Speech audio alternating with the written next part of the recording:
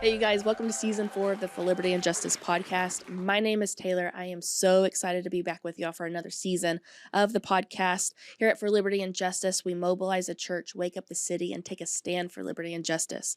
To kick off the season, we thought it would be fun to start off with a bang and dive into the most heavily debated subjects, I think, nationally.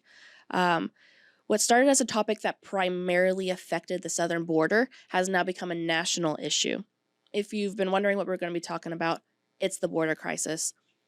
Most people refer to it as border control, but I think if you've paid attention in the past 3 years, that's zero control. It's essentially a full-blown crisis. So to discuss this topic, I've brought in 2 experts who have been working their tails off to solve this issue. Our first is no stranger. He's the founder for Liberty and Justice, as well as our state rep, Nate Schatzline. It is so good to have you back home in Fort Worth. You put in the work this year. It's been wild. It's good to be home, honestly, and not in the the Austin, whatever you want to call it, whether it's the swamp or whatever. But it's fun. I signed up for this, and we're excited. We're excited about what we're doing. I think I'm most excited because after a full session and now going into special session after special session, because ultimately the Texas legislature just ultimately failed to get done our GOP priorities in this last 88th legislative session. But I'm excited because we're starting to see patriots start telling the truth. We're starting to see them, even legislators, starting to really point and say, hey, guess what? We're not as conservative as you think we are in Texas. I think the latest poll showed that we were ranked 26th most conservative state in the United States of America, which I don't know if you guys can do basic math, but that's the bottom 50%, which is so sad. Texas has this reputation of just being this conservative stronghold. And the reality is very far from that. I think our Texas Senate is very conservative. And then we look at our Texas House, and the reality is that getting anything done for our constituents, including actually securing the Texas border, becomes incredibly hard when you recognize how much control either liberal Republicans or Democrats have in the Texas House. And so, yes, we've been fighting. In many ways, we're at the very beginning still when it comes to this really invasion that we have at the southern border with illegal aliens coming in and really having more rights than many of our citizens have right now coming through the southern border. So ultimately, we're in the middle of the fight. I'm excited for this season. I'm excited that we're going to be diving into topics that, like you said, are spicy, but are truthful. The reality is when we talk about mobilizing the church is only as powerful as the truth that it knows. Yep. So if we can't speak the truth, speak it openly without fear of consequence, number one, that's not the America that I want to live in. And number two, we're never actually going to gain ground by the church taking ground in this space of government. So I'm excited. It's going to be a good talk. I am so hyped up, actually. Just everything you just said, and we're going to touch on every single thing you did. But to introduce our next guest, and our second guest, is someone who has been kind of fighting this beast on the front lines. You've recently been in D.C. You're speaking all over Texas. I've got Cary Cheshire from Texans for Strong Borders. You're the executive director. You were telling me before the show started that we don't have anything like this. We don't have Texans for Strong Borders. Y'all are a new company. Yeah, absolutely. It's very interesting. It's the most important issue if you ask Texas voters. And yet we have Texans for Vaccine Choice, we have Texas Homeschool Coalition, we have Texas Right to Life. And hey, all of those are incredibly important issues. I'm very glad that they exist. But we didn't have an aggressive, muscular organization willing to activate citizens to petition their lawmakers to actually fix the situation at the Texas border, which has deteriorated far beyond anything that anyone can actually imagine. I mean, we can talk about the numbers, but they're big numbers. And what's the difference between 6 million and 7 million and 8 million and things like that? It's just when the scale of it becomes hard to grapple with. And the thing that I think is very important for folks to realize is that immigration is not just a fiscal issue. It's not just a cultural issue. It's not just a social issue. It's not just a religious issue. It's an issue that touches all of those things because we're talking about millions of people. Millions of people who are made in the image of God, who are being victimized by narco-terrorist cartels, who are being victimized by people up here who want to exploit them for cheap labor, people who want to push them into dangerous living conditions and things like that. And I think it's very important to realize that this is an issue where the American people have been very clear that they want a secure and sovereign border. The American people have been very clear that they want an America First immigration policy that says there is a pathway to come into our country, there's a pathway to not come into our country, and they deserve a policy that works best for them, that puts the citizens first and people from foreign countries second. Right now in Washington, D.C. and in Austin, you have what we call the open borders cartel, this kind of corrupt alliance of Democrats and liberal Republicans, chambers of commerce, the Farm Bureau, people who effectively just want to exploit these people and use them for votes or labor or anything else like that, as means to an end. And that's the situation that we have to solve. So you just gave us a very brief glimpse of Texans for Strong Borders. And you sound very passionate. How did you get to this point? What made you get involved in this? What was the straw that broke the camel's back of, hey, we've got to do this. Like, we've got to start this, because if we don't, our nation's at risk. Yeah, so I've been an activist in Texas for over a decade now. I mean, I started off block walking for Ron Paul, who was my congressman down in Southeast Texas. I went to Texas A&M and I worked on Ted Cruz's campaign.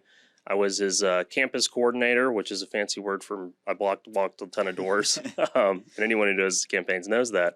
And then afterwards, I started working at Texas Scorecard and Texans for Fiscal Responsibility, helping out on the Don Huffines campaign and things.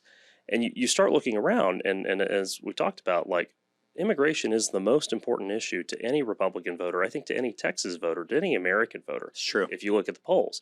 And we have the NRA, we have Texas Gun Rights, we have Texas Homeschool Coalition. Thank God we have Texas Right to Life, and we have very strong pro-life laws in this state now. But immigration is something that we've been lagging behind on incredibly poorly. We were one of the first states in the country to pass in-state tuition for illegal aliens. Did that in 2002, ahead of the state of Massachusetts, right? Nikki Haley signed an E-Verify law into law in South Carolina in 2011. It's 2023. We still don't have one in the state of Texas. Ron DeSantis got it done in Florida last May. Still don't have one in the state of Texas. And the border is worse than it's ever been. I mean, truly, we've had over 7 million crossings in the last year. Known crossings. 7 million. 7 million crossings. 7 million plus, that's not counting probably an estimated 1.7 million gotaways. And right now, the Biden administration is on track to double the amount of illegal aliens in this country in less than 4 years, in one presidential term, to double the amount of illegal aliens in this country. I don't think people realize just how large these numbers are. And if your blood's not boiling over this fact, like, I can't help you. Yeah. You're not mad about this. Like, that is a full-on invasion. If this were medieval times and they were crossing the border to take over the country, they would have succeeded. Yeah, we have more people cross the U.S.-Mexico border in a month than there are Russian soldiers in Ukraine. That's insane. We have, for scale, if you take the amount of illegal aliens that will cross the border during the Biden administration, if nothing changes, it'll exceed the population of over 40 states. The state of Texas has a population of about 30 million. If you run the math and say we're going to probably get to about 10, that'd be 1 in 3 people in the state of Texas are here illegally. It's an unfathomable scale. It makes me, as a mom and an American, as a Texan, mad. And it's not that if I don't want immigrants in the U.S. I do. I have family members who have immigrated here. I love it, but I want you to come in legally. Like, I've seen this back in the day when I was a nurse, about 10 years ago as a brand new nurse. We had a patient on our unit who was incredibly sick, intubated. And by the time we got testing back and we had taken all of the family's information, found out it's TB, which this was pre-COVID, pre-Ebola. And so we didn't really take stuff as seriously as we do now. Yeah. And so whenever we get these test results back, we've got a patient who is highly contagious on the ventilator. And it's like, well, they've been with their family. Where's their family? Couldn't find them. They pieced out. You just got to tell them they have a new strain of COVID. They'll take care of it. We sent cops for a well check to check on the family, and it was a warehouse. It was an illegal immigrant who just came over, got sick. I don't know how many people were exposed to this. Can't find their family. And people don't realize how big of a crisis this is. Yeah. Well, and I think the church needs to realize how big of a crisis it is, too. Like, ultimately, and you've seen this, Cary, Taylor, if you watch the legislature, it's streamed live every day. Democrats are really good weaponizing, really out of context scripture to try and say that we're not compassionate when it comes to the border crisis. And that's what it is. It's a crisis. I tweeted out yesterday or the other day. I just simply said, pro-open borders is pro-human trafficking. Mm-hmm. Pro-open borders is pro-drug trafficking.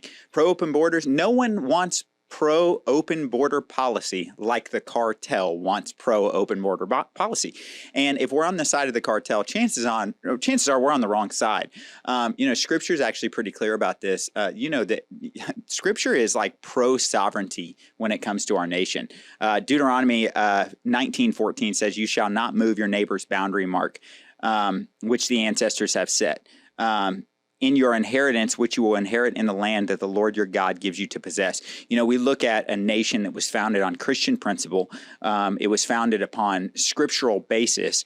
And now we have really far-left Democrats and liberal Republicans that are pushing back and saying, hey, the compassionate approach is to remove the barrier. And the problem is what you're really doing here is you are saying, hey, we want everything that these immigrants are fleeing to invade our nation as well. We want the same policy that brought, injustice in these other nations to invade in, whether you talk about the fentanyl that's coming in, whether you talk about cartel members, human trafficking. It's an absolute travesty. And so, what we've got to remind people is the compassionate approach is that Republicans are not anti-immigration. We're anti-invasion. And those are two different things. And if you talk to anybody who is a first-generation immigrant who did it the right way, they're the most offended out of all of this because what they fled is what's invading our nation. And we're losing our nation. We're losing the battle. And there are things that we can do about it. But, our legislature has failed to act. Well, I think the important thing to remember is anytime you get on a flight in the United States of America, they're going to go through the whole kind of safety demonstration. And as part of that, they're going to say, in the event of an emergency, the cabin might lose pressure, masks will drop from the ceiling. Secure your mask before securing the mask of anyone next to you because you have to be able to help yourself first. If you go down from hypoxia, you're not going to be able to help the people next to you. And the truth is, for all the people coming here for asylum, there's nowhere that we can go for asylum, Nate. Like what country on the face of the earth is saying, hey, unvaccinated, conservative Christian people from Texas, you can come here and have asylum? There's not a single place. We have to protect this country, and we can't let it become the socialist countries that all these folks are coming through. And then I think, too, you see this time and time again, the left twist love of our neighbor. You see this on the gender issue. You see this on the abortion issue. It's not love to extinguish the life of an unborn child in the womb. It's not love to affirm an individual's ultimately perverted and damaging view of self that's going to hurt them. It's not love to allow these people to come in and be victimized by cartels, be victimized by companies, and be exploited while they're here. That's not love. Love is actually saying, hey, you have to stay over there, and we will help you fix your problems over there. But you can't just bring your problems here. Yeah. I love that both of y'all hit on that because it was something that, as I was preparing for this, we're going to be talking about this a lot next week too. We're going to be talking about trafficking. But just to blindly make promises of, oh, you're going to get the American dream. It's going to be easy. We're going to help you. We help people here. That's the dumbest thing I've ever heard. Because people don't realize that this isn't a quick walk in the park to get over here. That there are people being literally exploited by the cartel to get over here. And this is dark. But this is not, you don't pay me money to bring you over here. This isn't, we're taking you back. This is, we're going to brutally rape and murder and torture your child until you pay us. Mm-hmm. We have a contact who's in Central America who just texts us like, sorry, I couldn't talk. I've been doing essentially trainings for local law enforcement about organ harvesting. Yeah. Guess what's coming to America, you guys, via the southern border? Yeah. Our organ harvesting. Yeah. And it's already here. Yeah, it's already here. We're seeing it.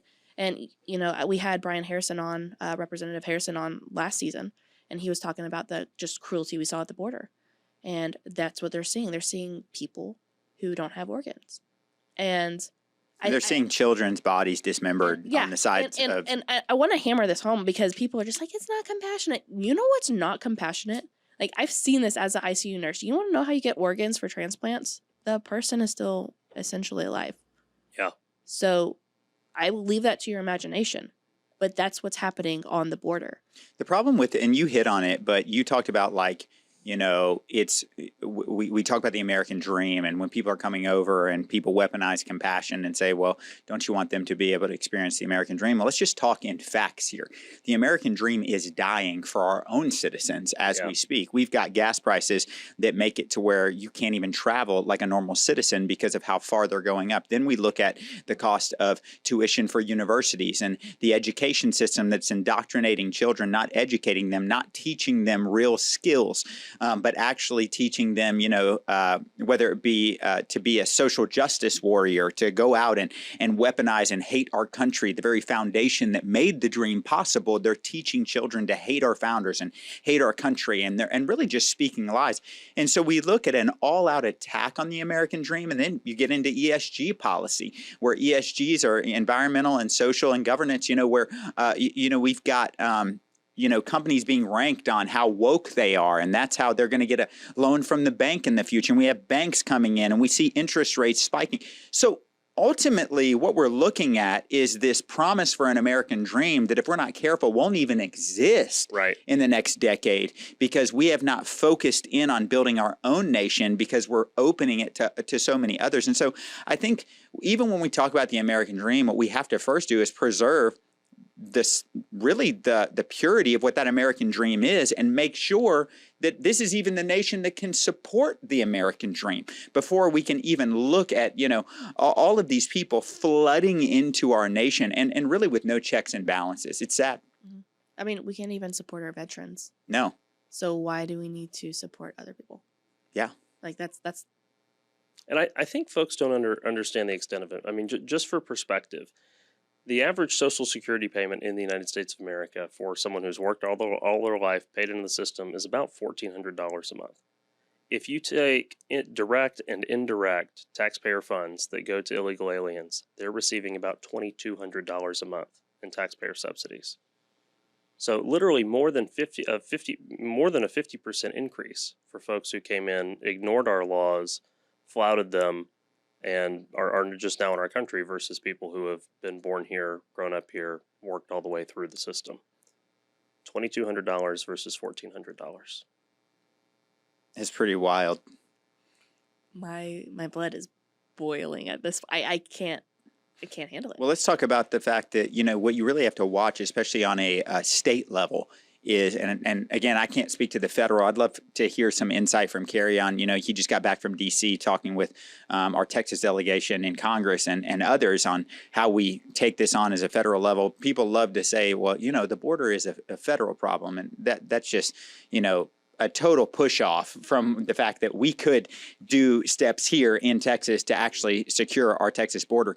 But ultimately, we start talking about legislation that could have come to the table. We start talking about all of the bills that we saw die in the Texas House that could have.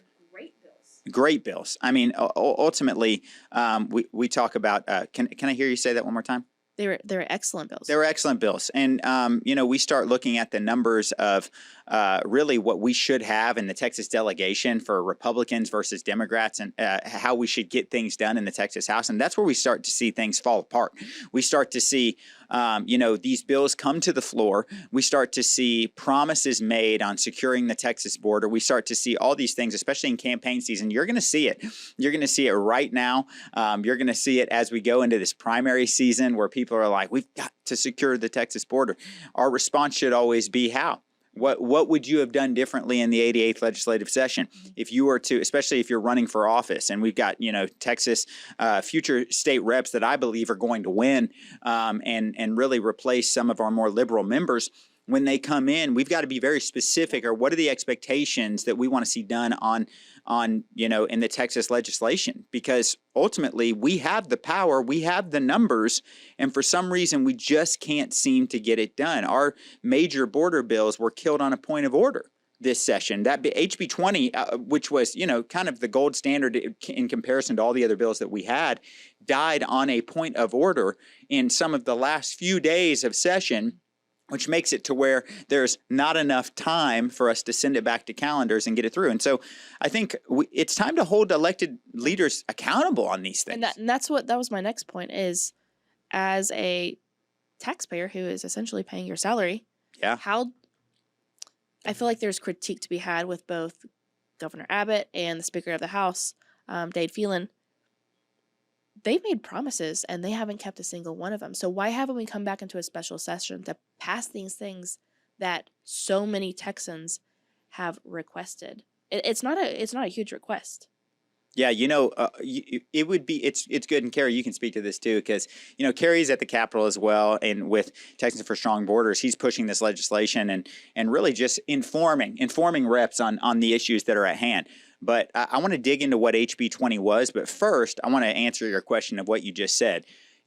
Right now we have this disease in the legislature where we will claim victory that did not happen. Like we love to be like, we did this and we allocated this amount of money for border security. It's all beware of the broad victories. Beware of the broadly termed victories that are like, we are in process of securing our Texas border. I am so proud of the efforts that we did to secure the Texas border. Be specific. What do you mean? Because ultimately, HB 20 would have created the Border Protection Unit, and that Border Protection Unit would have empowered much more law enforcement to go in, arrest, detain, and deter individuals that are crossing the border. This would be unbelievable to actually be able to take charge. You see the videos of, agents that are literally cutting the wire. Do we have that video? Yeah. Show it? I think it's important to see this because this is what HB 20 would have prevented if we would, and then we'll talk about it. So here we see federal agents. We see someone coming across our border. They're cutting the razor wire to make it easier for illegal aliens to cross into American territory. This is wild to me because last fall we had the opportunity to go to Israel. And if you've ever been to the Jordan River, you have to pass through a checkpoint. And it essentially says, don't get off the bus. It's a minefield. Yeah. And that's how they welcome you into that territory. Yeah. We are literally cutting openings that are supposed to deter people from coming in and just helping them up, essentially. You have no idea who those people are. Yeah. You have no idea who you're allowing in the Literally, country. We've got terrorists on the border that could literally be a terrorist. Over 100 people on the terror watch list, people from 160 countries this year. And so you watch this. We've got Uzbeks, we've got Russians, we've got Iranians, we've got Syrians, and those are just the folks who are apprehended, right? I mean, there's not that many countries. I think the 180 something, but 160 of them, folks there at the Texas border coming across. And yeah, to your point, and this is U.S. taxpayer dollars paying U.S. Border Patrol agents to remove barriers put in place by Texas Department of Public Safety and Texas National Guard at the orders of Greg Abbott. This is bizarre, as we watch and you look at them, there's no legal consequence that's going to come to these people. There's no legal consequence. And ultimately what you're looking at is you're going to look at people that are going to be incentivized to stay. That's what I was about to say. They're going to get free college. They're going to get probably covered lodging, free food. They're going to be put on benefits. We can even talk about, is it Colony Ridge that's out in Texas? Yeah, Colony Ridge. They're just handing out everything. Yeah. So the average individual in that, the average illegal alien who's coming across is going and kind of getting apprehended by Border Patrol. They're getting fingerprinted, processed. They're being then told, hey, you need to. They're claiming asylum. They're being told, hey, okay, you can show up for your asylum court hearing in 2030 in Memphis, Tennessee. We're going to put you on a flight there. And here's some paperwork that allows you to work in the United States while you await your asylum hearing. And once you arrive in Memphis, here's some information, and this is kind of where it gets very problematic with the church, is here's all the refugee relief services that are going to get taxpayer dollars and be not really arms of the church, but arms of the government to resettle these people, to help them find jobs and housing and everything else. And welcome to America. Well, let's talk about the legislation that Texas sneaks in to continue to incentivize illegal aliens coming across the border. And do you know that there are people who get offended when we say illegal aliens? Yeah, it's Yeah. stupid. It's bizarre to me. And so I have nothing nice to say to that. I intentionally say it every time. So and I do it because I want to remind people that, ultimately what we're looking at is securing and protecting our own nation. That's not racist. There's nothing wrong with that. That is literally preserving the values that our nation was founded upon. But like I was saying, you see this weird incentivization of, is that even a word? You see illegal, incentivizing. Yeah, You know what? We're coining it right here. Making it up right now. It's a word now. But you see, illegal aliens being incentivized to stay in the United States, and it gets blended in. And this is why you need to be so careful on a state level and on a federal level of your lawmakers calling it out. One of the things we're really passionate about is education freedom here in Texas. We're about to go into a special session for education where we're going to be fighting for, universal school choice and making sure that our tax dollars are going to follow the student and not follow, the government schools. And I think this is important, and it's an important topic, and we're going into it. But the bill that came to committee during our regular session that talked about this, education savings accounts. It was so interesting. And, when we called this out is really when I think what ended it from getting out of committee, which is great. We love killing bad bills. I like 100%. Killing bad bills more than I like passing good bills, to be honest, because less government should be our goal. Mm-hmm. So in the bill, who is eligible for this? The first bill was an absolute travesty. It was a terrible bill.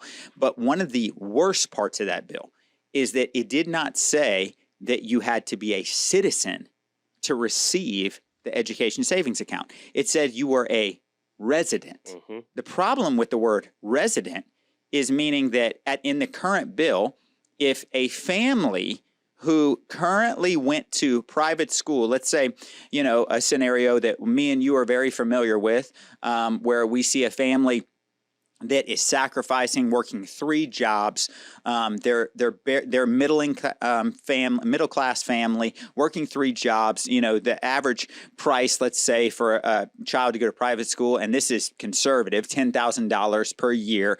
And let's say that that child, they have 3 kids, and they're spending $30,000 a year, and they're sacrificing, and they're working, and they're doing this just so their kids don't get indoctrinated. All of a sudden, this bill that was coming through said residents, and by the way, that family makes too much money to qualify, and there was a switchback program. So if you were currently in private school, you could not actually get the education savings account. So while a hardworking family that's sacrificing for their children was not going to qualify for their tax dollars to subsidize the education choice of theirs, all of a sudden, a family like the one you just saw crossing the border illegally could potentially qualify to put their children in a private school on our taxpayers' dime. Meanwhile, they're not putting anything into the system. They're not even paying taxes. I mean, it's just mind-boggling to me. And so I say all that to say, we've got to recognize that it's not just border policy. Yep. It's actually coming through every avenue and all the bills you see, and we have to start paying attention to what does the bill read? Does it say citizen? Because that needs to be in every bill that affects the taxpayer. Well, and at what point are we going to start seeing a push for illegal immigrants to vote? I saw something the other day. They want to start issuing photo IDs to illegal immigrants. Well, I mean, the truth is that they're already trying to make that happen in California and New York. And actually, a friend of ours over at the National Immigration Center for Enforcement released, DHS is looking at issuing with these asylum folks effectively a passport as a photo ID to just, help them with their asylum case. But for sure that California and New York will give them driver's licenses based off of that. And they already are trying to get around the election stuff by saying, oh, look, they're only going to vote in the city elections. Mm-hmm. Because it's nonpartisan, Nate. It's not that big of a deal. They're here in the city. They ought to be able to vote, right? And then, of course, we know that they will ultimately let them vote in state elections and federal elections and things like that. But I think you really touched on an issue that's really important here on the school choice issue and about the eligibility of kids for illegal alien kids for school choice in there. The problem is we already have that policy for our college tuition. Right. We already have in-state tuition for illegal aliens passed in the state of Texas under Governor Rick Perry, who famously said that if you don't support that policy, you don't have a heart. Mhm. And then when Glenn Beck famously said, well, if you agree with Rick Perry, you don't have a brain. But right now you have students in Texas who came across illegally from Honduras, El Salvador, Mexico, whatever, and they actually get an advantage versus kids who moved in from Arkansas or Louisiana. They get subsidized tuition to our colleges and universities. And then the way it works is oftentimes too, we have a specialized, you fill out the free application for federal student aid, the FAFSA. We created a separate form here in Texas, the TASFA, for people who aren't eligible for the FAFSA. Well, who's not eligible for the FAFSA? Non-citizens, okay? It's exclusively used by illegal aliens. We have the Texas grant, which mirrors the federal Pell Grant, and it's for, who is it for? People who aren't eligible for the Pell Grant. Who's not eligible for the Pell Grant? Illegal aliens. So not only are they getting subsidized tuition, they actually have streamlined processes where they're getting additional state aid.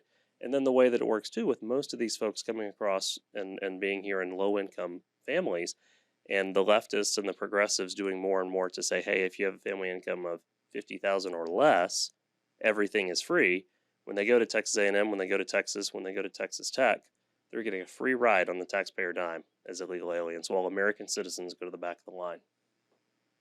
That's current law in the state of Texas. And we couldn't even get a vote in the Texas House on that bill. Terry Leo Wilson carried that bill for us, Mays Middleton before, Jeff Kaysen before that, Jonathan Stickland, Kyle Biederman. A number of conservatives have been pushing that bill. We have never received a vote. Did it get to committee? Did it even get to It got to committee. It was in the Higher Education Committee chaired by Kemple, who refused to even give it a hearing. Wow. And that is the problem, right? And here's the thing. It really rides on this. We're talking about, our first stance at For Liberty and Justice is mobilize the church. Well, the next one is wake up the city. If we do not educate voters on what their representative or their congressman or congresswoman has done in office, then we can't expect them to do the right thing at the polls.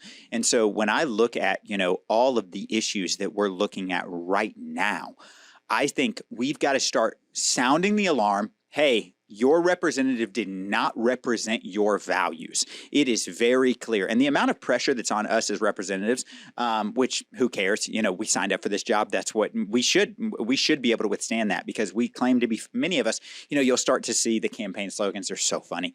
It's like conservative fighter. And it's like, dude, you did everything leadership told you to do, like a good little boy. You know what I mean? And it's shocking to me. And so if we can't tell the truth, then we can't move forward.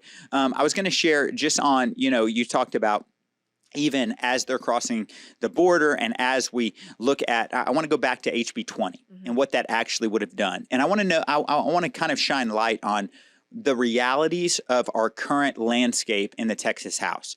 So this bill was talked about from the very beginning of session as the border bill. Representative Matt Schaefer, who's a patriot. I love Representative Schaefer. He's not coming back. He announced that he's not running for re-election. It's very sad. He'll be sorely missed. He's a close friend and truly someone who's stuck to his guns very literally when it comes to, carrying the bill for constitutional carry in the past and really fighting for conservative legislation. So he's someone that we should look at as a good standard for what a good legislator looks like. He carried HB 20 and he really pushed this thing that would have mobilized troops to go down and actually combat what you just saw on that video. Well, we get all the way through. And don't get me wrong, I want to explain the process of what happens in the Texas House when it comes to a bill that the grassroots, the conservatives, that Republicans far and wide, even some moderate Democrats we're seeing now when it comes to the border, they have an issue with what's going on because they see the humanitarian crisis that's there. So we see a bill that should have had massive support. What an easy victory for Texas. And what we see that happens so often is we see that this bill is very slowly placed. All of a sudden, it goes through committee. It gets through, goes to calendar. It's slow played all the way to, and all of a sudden it's set for the calendar, but it's really set on the calendar in a dangerous area. Yep. It's this red zone area that is like, if anything happens to the bill, it's too late to recommit it to the calendar. I say it's too late. It's really not. But ultimately, that will be the excuse. It's too late to recommit to the calendar and go through the process. And all of a sudden, it gets to the floor. We know we have the votes. From even the governor's talking about this bill. The speaker's talking about this bill. This is something that we have publicly said this is a priority. The GOP platform is talking about this bill. The RPT, Republican Party of Texas, even Congress is talking about this bill. Thank God Texas is finally about to do something. And all of a sudden it gets to the floor. And I'll never forget the night it gets to the floor when all of a sudden we are about to pass this bill. It's second reading. If you don't know, there's second reading, then there's third reading. Second reading is when you can really go hard because third reading, it takes more votes to kill something. So all of a sudden it gets to the floor. The Democrats do what they always do. They're chubbing, which is a fancy or really a dumb way of saying stalling, and they're stalling and stalling and stalling. They're getting up. They're talking about how terrible people we are. They're calling us racist. They're calling us bigots, and we're fine. Ultimately we hear it every day. And so, and it's just, at this point, it's comedic and you just kind of turn your ears off to it. And we're sitting there. And over and over and over, Democrat after Democrat keeps coming up and coming up and coming up. And I'm starting to get a little nervous as this is happening because really what we're seeing is we're seeing the room shift a little bit, as they're talking, which shouldn't happen. We got elected for one job, and that's just really fight for our constituents and the values that we were elected to do. And so all of a sudden it gets all the way there and it gets all the way about to, and all of a sudden a Democrat gets up, calls point of order. A point of order goes all the way up to the parliamentarian, who is a Democrat, by the way, openly, an activist, Democrat activist. Worked for Obama.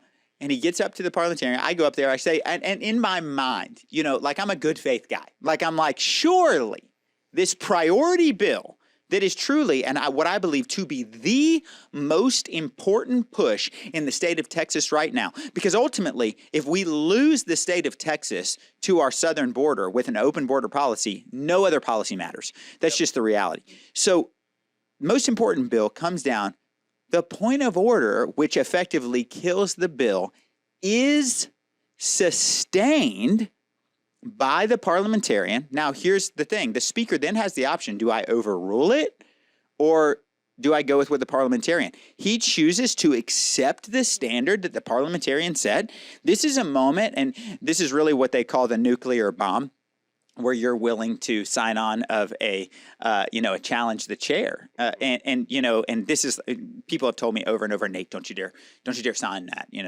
That's going to ruin your career. Well, I think I've ruined my career 20 times. Every time they say it, I'm like, what, how did I earn it back? And so it's like, clearly it's not ruining my career. Yeah. And so immediately, and ultimately I think it should be reserved for things that truly matter that we can't bring back that, I'm all for, procedure, because at the end of the day, we call points of order on Democrat bills that we think are bad policy for the state of Texas. So I understand it.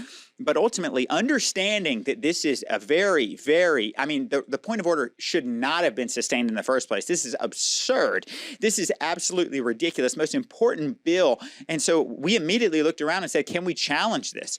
And to know that we only had a handful of legislators that were willing to sign the challenging of the rule of the chair, this was shocking to me because I felt that it was a betrayal of our constituents. I felt that this was truly one of those moments where we chose to feed the system and we chose to please the Austin mob. We chose to feed the swamp rather than putting the future of Texas in front of us. And so, this is the process that took place for HB20, where it was literally murdered on the floor. That's what happened. HB20 was murdered on the floor.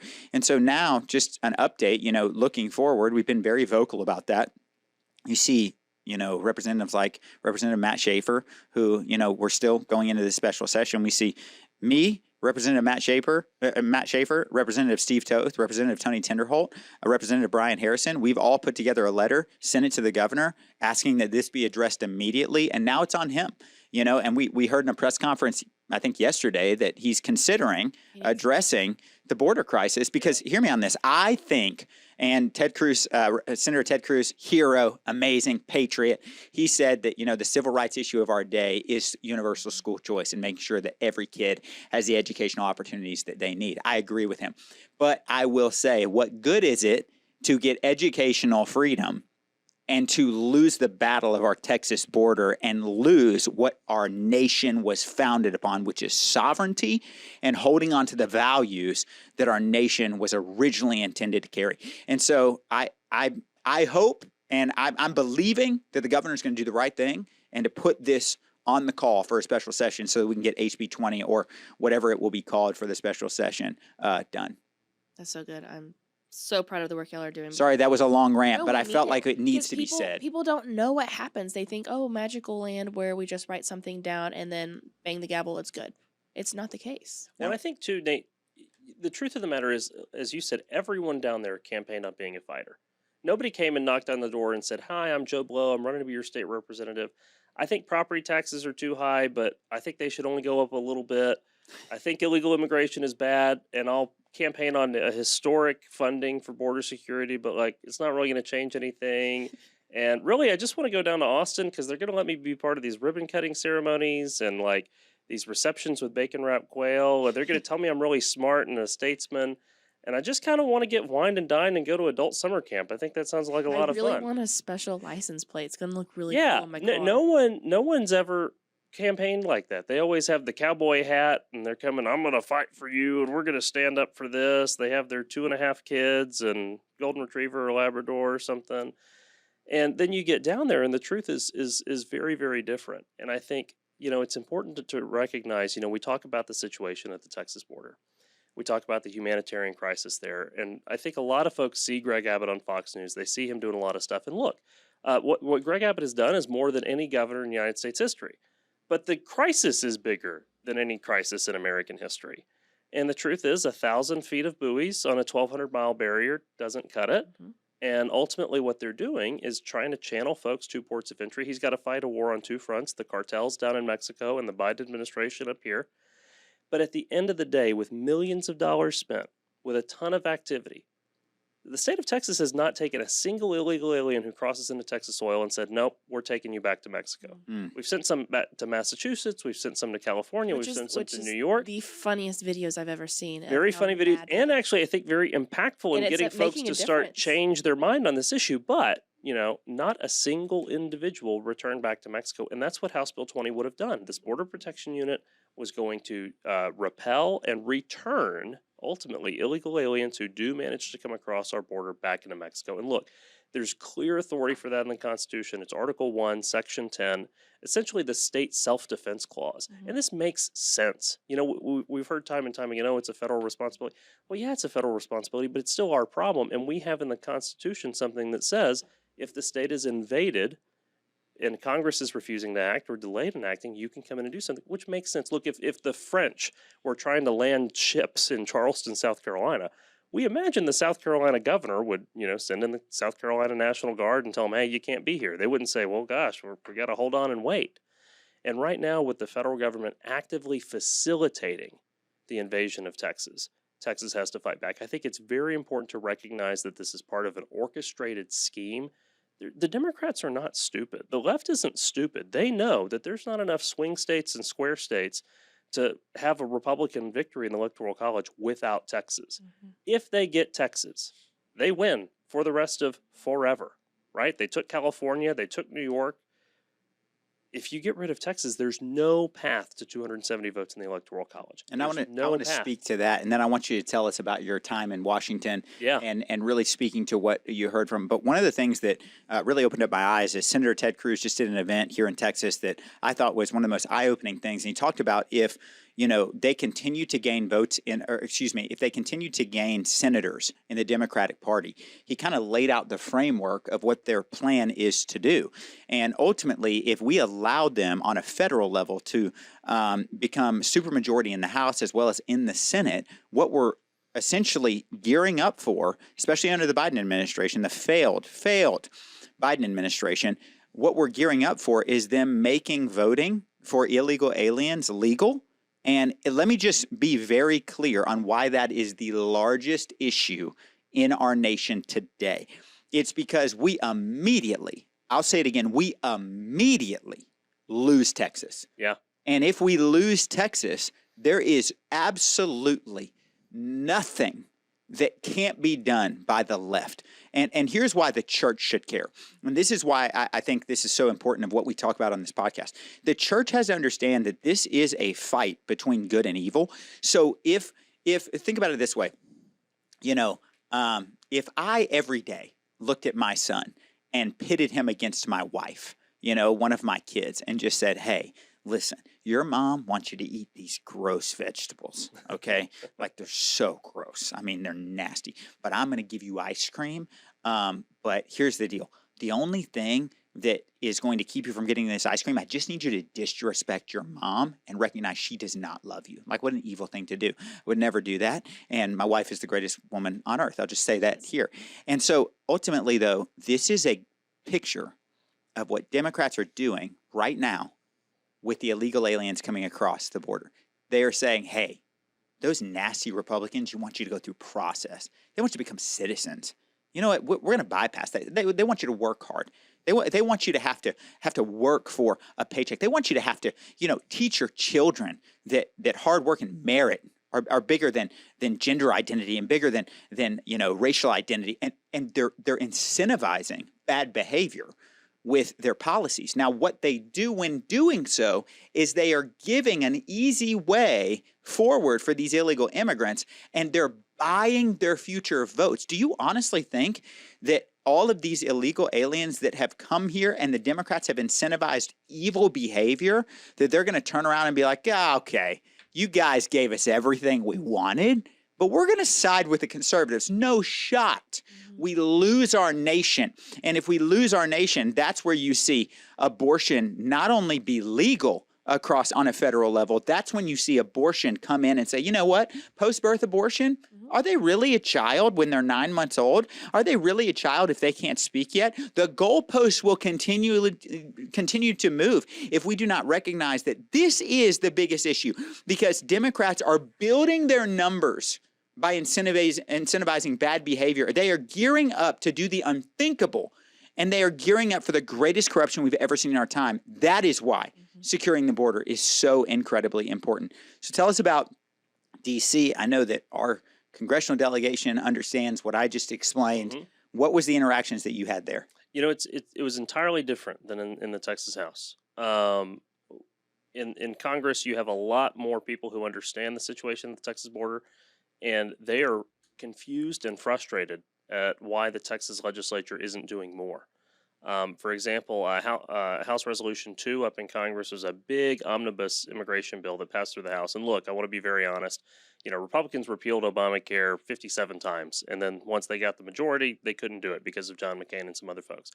Is this another example where they're going to talk tough on border security, but then when Republicans hopefully win in 2024 again, not be able to deliver? I don't know. But the truth of the matter is they passed a very, very strong border security bill. Made changes to asylum, made changes to, ramped up enforcement, hired more Border Patrol agents, would have stopped the whole fight against Texas, and most importantly, passed a mandatory E-Verify law. And they passed that through Congress with all but 2 Republican votes in the House, and then, of course, it's up in the Texas Senate, or in the U.S. Senate right now.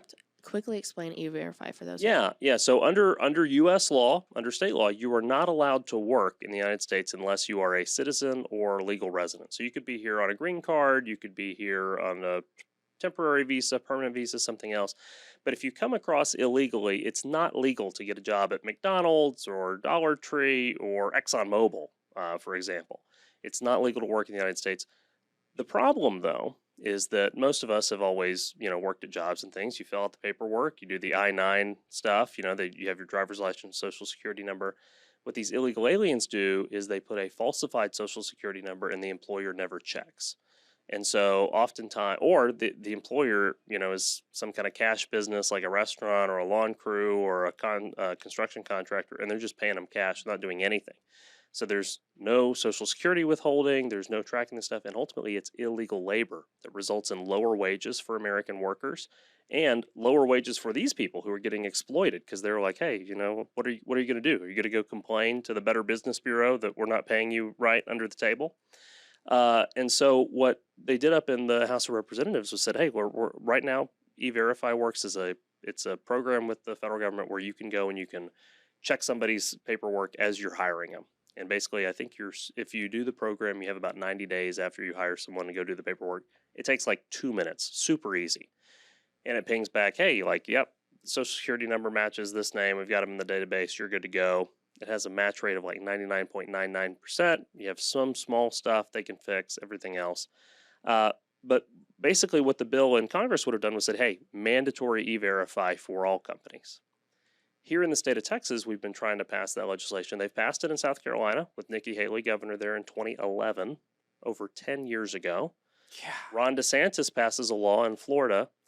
They've got it on the books in, I don't know if it's 11 or 13 states, but Texas, no. Couldn't even get a bill hearing in the Texas House. Steve Toth carried that bill for us. What committee was that assigned to? Do you remember? I think the Business and Commerce Committee. I'm not sure. In the Senate, we got it through committee. Lois Colcourse carried that bill for us. It was great too. She operates several Burger Kings and was able to say, hey, look, it works for our business. It's actually a good deal for us.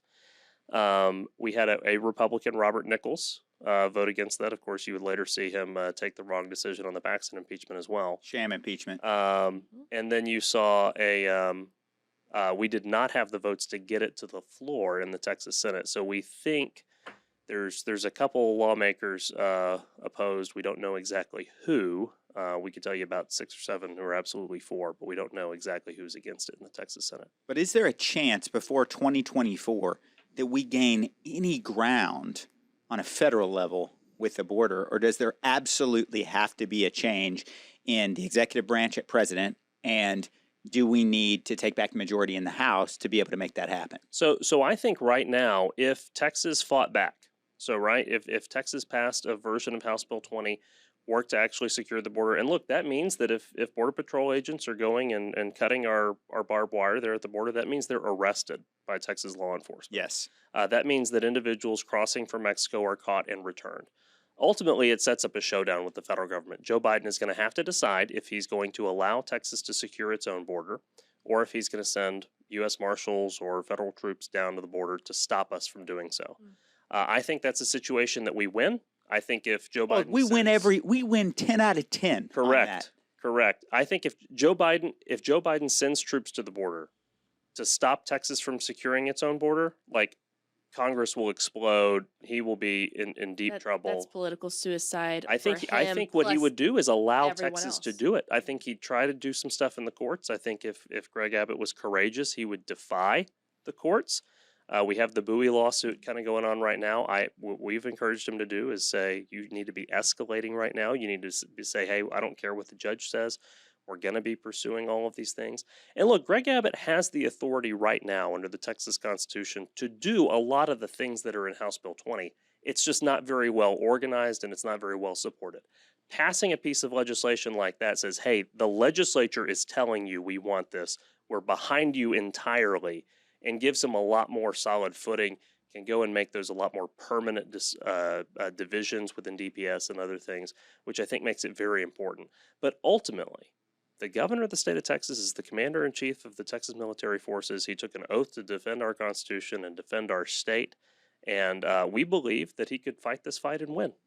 I agree. I would just say this, and I know we need to wrap up, but ultimately on action steps for those watching and saying, okay, I'm fired up. I can't believe that we, as the state of Texas, are essentially operating in an open border policy right now when we have the ability and we have the duty as a Republican-led state to secure our Texas border that affects the entire nation, that's going to affect future elections, going to affect even the makeup of how our state operates, whether we talk about the fentanyl crisis in the streets, whether we talk about, high-level organized crime, the cartels, human and drug trafficking, whereas Texas is just ranked #1 for human trafficking. What a travesty that we've allowed it to come to this. And it comes back to the same thing every time. It comes back to open border policy under the failed Biden administration and Texas's inability, or really our our lack of, effort to be able to secure our Texas border, the action steps for every viewer watching right now is very clear.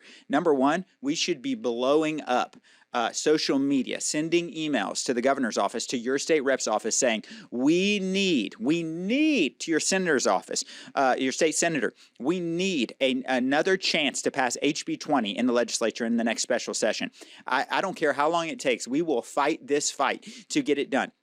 So step one is we need to be applying the pressure through social media, the pressure through email campaign, calling those offices. At the end of the day, like, we serve the constituents. We are public servants. My loyalties do not lie with another elected official or making them look good. My loyalties lie with committing and going through with the promise that I made to my constituents to actually get something done to make sure that Texas is a safer place. And so here we are, we're looking at this. What can you do? We need to apply the pressure through phone calls, emails, social media, you name it. The second thing is you need to go back and you need to really do some research on your state rep and your state senator and ask yourself, are they truly fighting to secure the Texas border? Because if not, it's time for a change. We don't have enough time.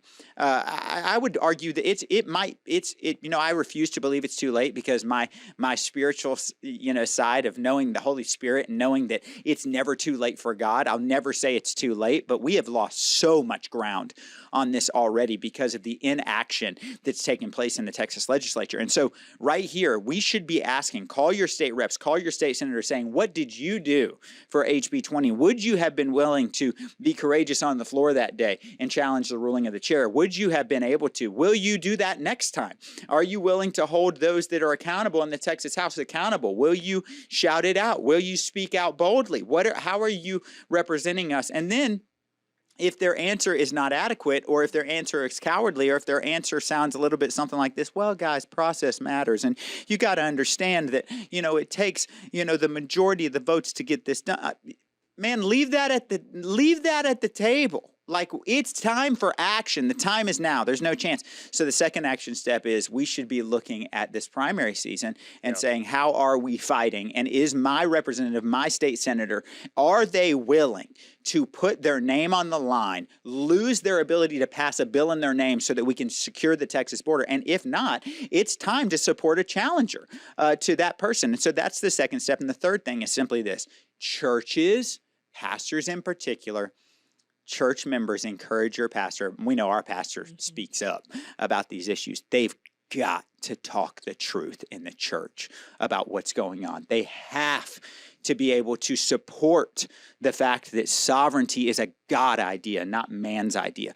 And so pastors, we got to speak up. We've got to be bold. And if you're a leader in the church, if you're just a member of the church, it's time to get loud on social media and every avenue. And we've got to start voting for people that are actually going to make a change. It's like you have a copy of my notes, because I was literally about to say everything you just said. And I think that's a quick plug for Liberty and Justice campaigns team. We're going to be having a voter card, basically, of people we support. And our friends and family list. Friends and family list of people that we support, that they're going to do the actual job they said they're going to do, with great values. And I think this is a moment where I can honor you. Like, you gave up multiple opportunities to author bills to other people, knowing that that bill would get across the finish line. Because at the end of the day, it's not a pride thing. It's a people thing. And you care more about a state. You care about more of what the Lord says about you than any bill that's going to have your name on it. And so I just commend the work you've done. That's why we're voting for you again for your reelection. Thank you. Believe in you. Our money's on I have the the honor to represent you, right? and Tommy. Right? I'm going to be blowing up your phones. No You're kidding. going to hear about That's all great. of my opinions. But you should. And I would just say this for any state legislator that's watching, critiquing, tweeting, getting angry at us for saying the truth, because that happens. I have no doubt that there will be an onslaught after this is released, which is fine, because that's really legislators showing their true colors.